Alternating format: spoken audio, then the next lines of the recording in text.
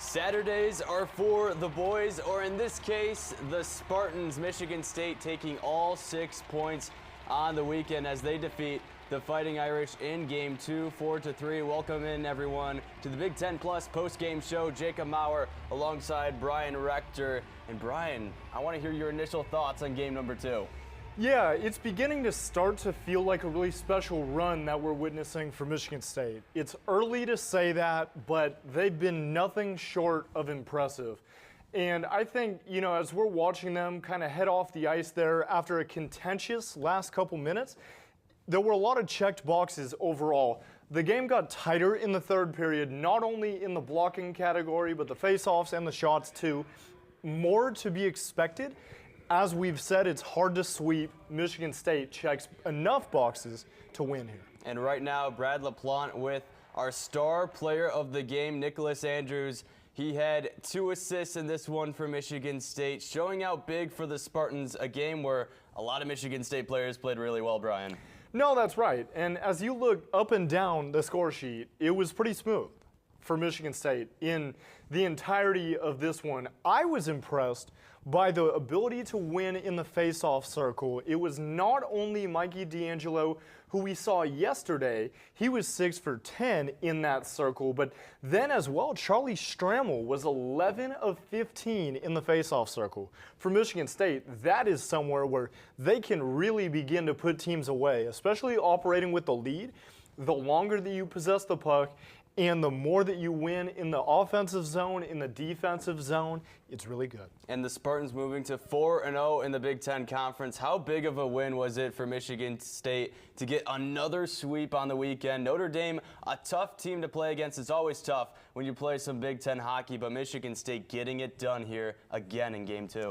Oh, it was huge. It was the biggest. It's what they had to do. And I think that's illustrated through what we saw in State College with Wisconsin and Penn State.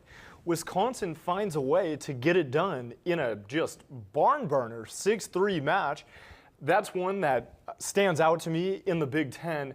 And look at Lindenwood pushing Ohio State to the brink.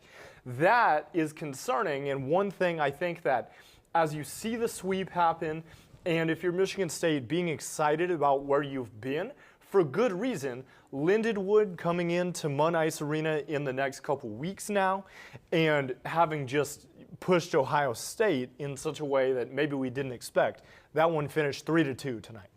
And what about the opportunity for the Fighting Irish? They now fall to 1-5 in conference play in the Big Ten. How did they move on from here? They knew it was going to be tough against number 4 Michigan State, but you wanted to get some couple points here on the weekend to try to propel that momentum for their season, but they just couldn't get it done here tonight.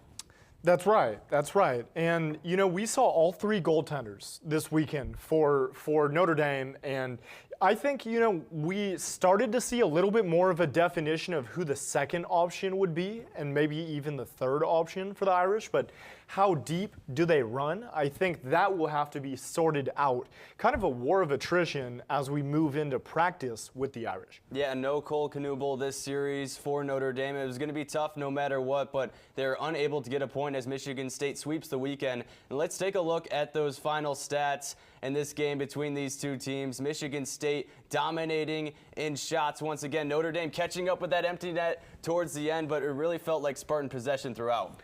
No, it did. And a lot of what happened today was that after the first period, Michigan State had 2 power plays in that first, not another one. I was so impressed by Notre Dame's ability to shore up things, to play clearly, play concisely, and leave the chippiness on the side for the last 2 periods. Yeah, and you see that the saves in there. Both goaltenders were outstanding in this one. Kemp getting one of his first starts in this season, only a freshman for Notre Dame, but he faced a lot of good players from this Michigan State roster. He still held strong, but also gave up 4 goals, and the Irish ultimately falling by 1 in this one. Yes, indeed. And we'll toss it over now. I think Brad LaPlante has our post-game interview, and we'll see if we do.